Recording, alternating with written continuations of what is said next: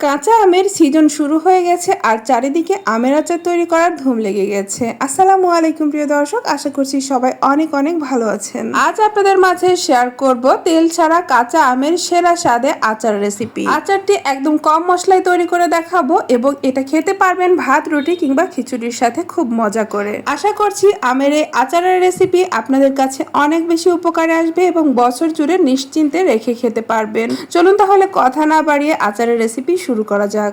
আজকে কাঁচা আমের বার্মিজ আচার তৈরির জন্য আমি এখানে 1 কেজি পরিমাণ কাঁচা আম নিয়েছি। আপনারা আপনাদের পছন্দ অনুযায়ী কম বেশি করে আম নিতে পারেন। আমগুলো আমি প্রথমে ভালোভাবে পানি দিয়ে পরিষ্কার করে ধুয়ে নিয়েছি আর একটু মুছে নেবেন। আর চেষ্টা করবেন কোনোভাবেই যেন আমের গায়ে কোনো রকম পানি না থাকে। একটু মুছে নিয়ে তারপরে আমের খোসাটা ছাড়িয়ে নিলে ভালো হয়। আর তাছাড়া যদি ছেলার পরেও মনে হয় একটু পানি পানি ভাব রয়েছে, তাহলে খোসা ছাড়ানোর পরে ভালোভাবে টিস্যু পেপার কিংবা কিচেন টাওয়েল দিয়ে মুছে নেবেন। লক্ষ্য রাখতে হবে যেন আচারে কোনো রকম পানি প্রবেশ না করে। আমি একদম কোনো রকম পানি ছাড়াই আচারটা তৈরি করব। তো আমি এই তো কথা বলতে বলতে 2টা আম ছিলে নিচ্ছি আর এইভাবে পিলার দিয়ে কিন্তু একদম পাতলা করে ছিলে নিব। এতে করে খোসার সাইডটা কিন্তু গলে যাবে না। আর এই আমগুলো কিন্তু 2-1টা ছাড়া সবগুলোতেই আটি শক্ত হয়েছে, অর্থাৎ ভেতরে যে অংশটা আটি বা বিচির সাইডে সেগুলো কিন্তু শক্ত হয়েছে। আর একটু শক্ত হলেই কিন্তু আচারগুলো চিবিয়ে খেতে অনেক বেশি মজা লাগে। তো ভেতরে বিচিটা ফেলে দিচ্ছি আর দেখতে পাচ্ছেন ভেতরে একটু শক্ত শক্ত ভাব এসেছে। তো এখন আমি এটাকে টুকরো টুকরো করে বা লম্বা লম্বা করে স্লাইস করে কেটে নিব। এক একটা আম আমি 10 থেকে 12 টুকরো করে কেটে নিয়েছি। আপনারা আমের সাইজ অনুযায়ী এভাবে পাতলা পাতলা করে কেটে নেবেন। খুব বেশি পাতলা বা খুব বেশি মোটা না, এরকম করে কেটে নিতে হবে। বেশি পাতলা করলে আচারটা তৈরি করার সময় কিন্তু গলে যাওয়ার সম্ভাবনা থাকে, তাই একটু মোটা করে এভাবে করে কেটে নেবেন। তো এভাবে একটি আম আপনাদেরকে কেটে দেখালাম। আপনারা চাইলে কিন্তু বটি দিয়েও কেটে নিতে পারেন, কারণ ভেতরের অংশটা একটু শক্ত হয়ে গেছে।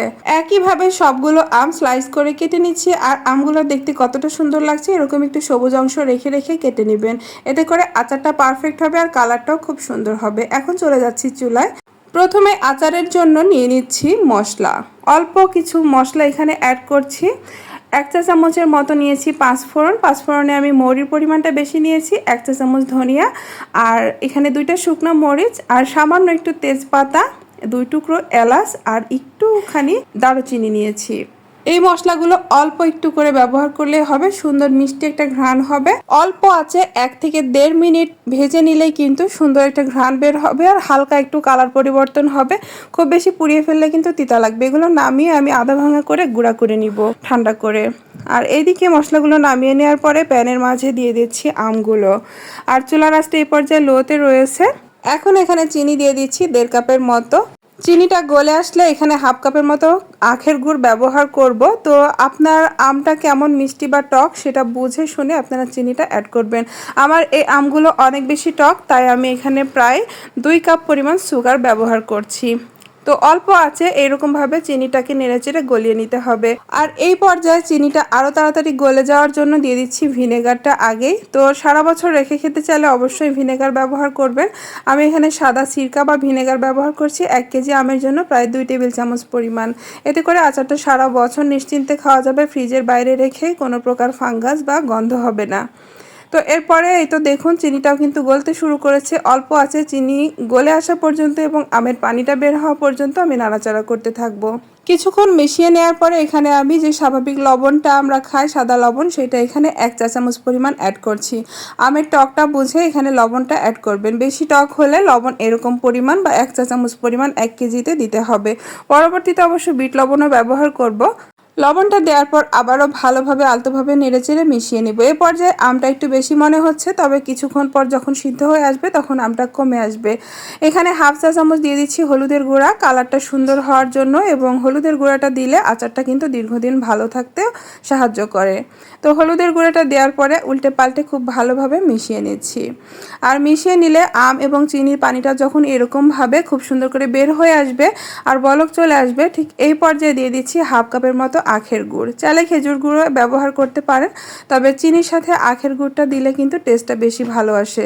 2টা গুড়ই ছিল, তো আখের গুড়টা দিলে বেশি ভালো লাগে, তাই আমি আখের গুড়টাই ব্যবহার করছি। আপনারা পছন্দ অনুযায়ী গুড় অথবা চিনি ব্যবহার করতে পারেন। আর গুড়টা দিলে কিন্তু দেখুন কালারটা খুব দ্রুত চলে আসে আর খুব সুন্দর একটা কালার হয় আচারের।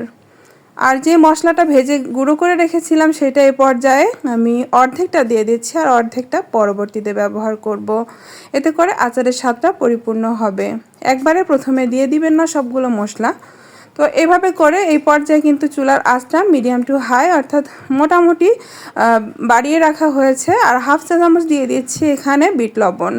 আচারে অবশ্যই বিট লবণটা ব্যবহার করার চেষ্টা করবেন যদি হাতের কাছে থাকে, আর তাহলে কিন্তু আচারের স্বাদটা পরিপূর্ণ হবে। বিট লবণের কারণে আচারের টেস্টটা কিন্তু একদম পারফেক্ট হয়। তো এভাবে করে মিডিয়াম টু হাই হিটে আমি কিছুক্ষণ রান্না করব। এরপরে যখন শিরাটা কমে আসবে তখন চুলার আঁচটা আমি লোতে করে দিব, দিয়ে আরও বেশ কিছুক্ষণ জাল করব। এই পর্যায়ে যখন শিরাটা কমে এসেছে প্রায় শেষের দিকে, তখন ওই যে ভেজে গুঁড়ো করে রাখা মশলাটা বাকি অংশটা দিয়ে দিচ্ছি, দিয়ে আলতোভাবে নেড়ে চেড়ে নিচ্ছি। আর এই পর্যায়ে স্টিলের চামচ ব্যবহার না করাই ভালো, এতে করে আমগুলো গলে যেতে পারে। তো আমি স্প্যাচুলা বা সিলিকনের কোনো চামচ দিয়ে নাড়াচাড়া করলে হবে, অথবা কাঠের চামচ দিয়েও নাড়তে পারেন। এভাবে আরও বেশ কিছুক্ষণ ফুটিয়ে নিব লো আছে। এতে করে দেখবেন চিনি বা শিরাগুলো আমের গায়ে গায়ে চলে আসবে। আর এটা ঠান্ডা হলে আরও একটু গায়ে গায়ে চলে আসবে। যতটুকু শিরা দেখতে পাচ্ছেন ততটুকুও থাকবে না, একদম পারফেক্ট ঝরঝরে আমের বার্মিজ আচার তৈরি হয়ে গেল। আর দেখতেই পাচ্ছেন আমের যে চিনি এবং গুড়ের যে শিরাটা সেটা কিন্তু আমগুলো খুব সুন্দর করে সোক করে নিয়েছে। আর আচারের কালারটাও মাশাআল্লাহ অসাধারণ হয়েছে। এটা ঠান্ডা হতে হতে কিন্তু আরও একটু গাঢ় কালার হয়ে যাবে। ঠান্ডা হওয়ার পরেও আপনাদেরকে একটু দেখিয়ে দিব। ভীষণ লোভনীয়, রসালো, একদম জুসি জুসি এই আমের আচারটি। আর দেখুন একদম গলে যায়নি কোনো আম। তাই খুব বেশি নাড়াচাড়া না করে চিনির মাঝে এরকমভাবে ফুটিয়ে নেবেন। আর যে মশলাগুলো ব্যবহার করেছি সেগুলো দিবেন, দেখবেন খুবই মজাদার এই আমের আচার তৈরি হয়ে যাবে। আর এই আচারটা ডাল ভাত, খিচুড়ি কিংবা রুটি পরোটার সাথেও কিন্তু খেতে পারবেন, অনেক বেশি মজাদার। এই আচার তৈরি করতে মশলাপাতি একদম কম লাগে, শুধু চিনি বা গুড় এটা একটু বাড়িয়ে দিবেন, এতে করে সারা বছর ভালো থাকবে। আর বার্মিজ আচারের যে পারফেক্ট টেস্টটা সেটা পাবেন। আর এই তো ঠান্ডা হওয়ার পর দেখুন কত সুন্দর ঝরঝরে হয়ে গেছে, কোনো রকম এক্সট্রা পাতলা কোনো শিরা নেই। এখন প্রচুর কাঁচা আম পাওয়া যাচ্ছে, আর কাঁচা আমের সিজন থাকতে থাকতেই তৈরি করে ফেলুন আর সারা বছর উপভোগ করুন আচারের স্বাদ। তো আজকের রেসিপি কেমন লেগেছে অবশ্যই কমেন্টস করে জানাবেন। যদি ভালো লেগে থাকে প্লিজ একটি লাইক দিয়ে দিবেন। আর আমার চ্যানেল সাবস্ক্রাইব করা না থাকলে সাবস্ক্রাইব করে পাশে থাকার অনুরোধ রইল। ধন্যবাদ সবাইকে, আল্লাহ হাফেজ।